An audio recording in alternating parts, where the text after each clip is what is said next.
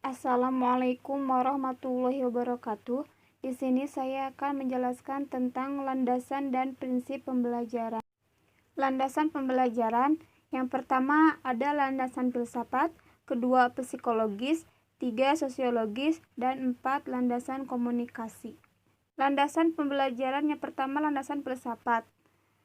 Belajar berarti mengingatkan kembali pada manusia mengenai makna hidup yang biasa dilalui melalui proses meniru, memahami, mengamati akan segala sesuatu kebenaran sehingga semuanya memberikan kemudahan dalam mencapai segala yang dicita-citakan manusia.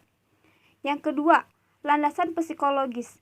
Ilmu yang mempelajari gejala kejiwaan yang akhirnya mempelajari produk dari gejala kejiwaan ini dalam bentuk perilaku-perilaku yang nampak dan sangat dibutuhkan dalam proses belajar. Psikologi ini sangat dominan dalam melakukan proses pembelajaran. Yang ketiga yaitu sosiologis. Manusia adalah makhluk individu dan sosial. Maka, melalui belajar, individu bisa mempelajari lawan bersosialisasi, teman hidup bersama, dan akhirnya melalui belajar manusia mampu membangun masyarakat sampai dengan negara dan bangsa. Jika dalam belajar tanpa arah tujuan pada makna hidup manusia sebagai makhluk sosial, maka belajar akan dijadikan cara untuk saling menguasai kondisi kedamaian dunia. Yang keempat itu landasan komunikasi. Landasan komunikasi ini akan banyak memberikan warna dalam bentuk pendekatan model, metode, dan strategi pembelajaran. Seperti halnya landasan ilmiah yang lain, komunikasi cukup mampu mempengaruhi peserta didik dalam mencapai keberhasilan membaca pesan-pesan atau informasi pembelajaran. Prinsip-prinsip pembelajaran. Yang pertama, prinsip perhatian dan motivasi, kedua keaktifan, ketiga keterlibatan langsung atau berpengalaman, keempat pengulangan, kelima tantangan, keenam prinsip balikan dan penguatan, ketujuh prinsip perbedaan individual. Yang pertama yaitu prinsip perhatian dan motivasi. Prinsip ini, perhatian dalam proses pembelajaran memiliki peranan yang sangat penting sebagai langkah awal dalam memicu aktivitas-aktivitas belajar. Yang kedua, prinsip keaktifan. Kecenderungan psikologi saat ini menyatakan bahwa anak adalah makhluk yang aktif. Anak memiliki dorongan untuk melakukan sesuatu, memiliki kemauan dan keinginan belajar. Pada hakikatnya adalah proses aktif di mana seseorang melakukan kegiatan secara sadar untuk mengubah suatu perilaku. Terjadi kegiatan merespon terhadap setiap pembelajaran.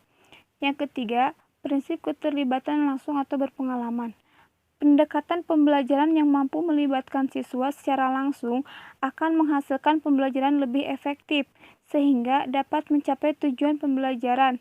Terkait dengan konsep aktivitas, bahwa setiap kegiatan belajar harus melibatkan diri setiap individu terjun mengalaminya.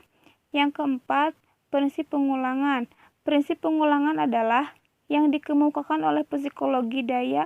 Menurut teori daya bahwa manusia memiliki sejumlah daya seperti mengamati, menanggapi, mengingat, menghayal, merasakan, berpikir, dan sebagainya.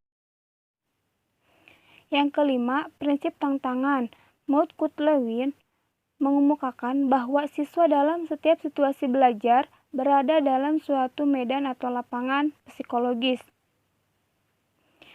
Dalam situasi belajar, siswa menghadapi suatu tujuan yang harus dicapai. Untuk mencapai tujuan tersebut, siswa dihadapkan kepada sejumlah hambatan atau tantangan, yaitu mempelajari materi atau bahan belajar. Yang keenam, prinsip balikan dan penguatan.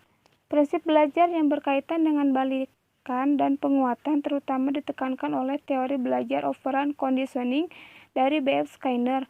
Kalau pada teori conditioning yang diberi kondisi adalah stimulusnya, sedangkan pada operant conditioning yang diperkuat adalah responnya. Kunci dari teori ini adalah hukum law of effect dari Thorndike. Menurutnya, siswa akan belajar lebih semangat apabila mengetahui dan mendapatkan hasil yang baik. Yang ketujuh, prinsip perbedaan individual. Perbedaan individual dalam belajar yaitu bahwa proses belajar yang terjadi pada setiap individu berbeda satu dengan yang lainnya, baik secara fisik maupun secara psikis. Kesimpulannya, landasan pembelajaran yaitu filsafat, psikologi, sosiologis, dan komunikasi. Sedangkan prinsip pembelajaran, perhatian dan motivasi, keaktifan, berpengalaman, pengulangan, tantangan, balikan, dan penguatan, dan yang terakhir perbedaan individual. Sekian dari kami, mudah-mudahan dapat bermanfaat. Terima kasih.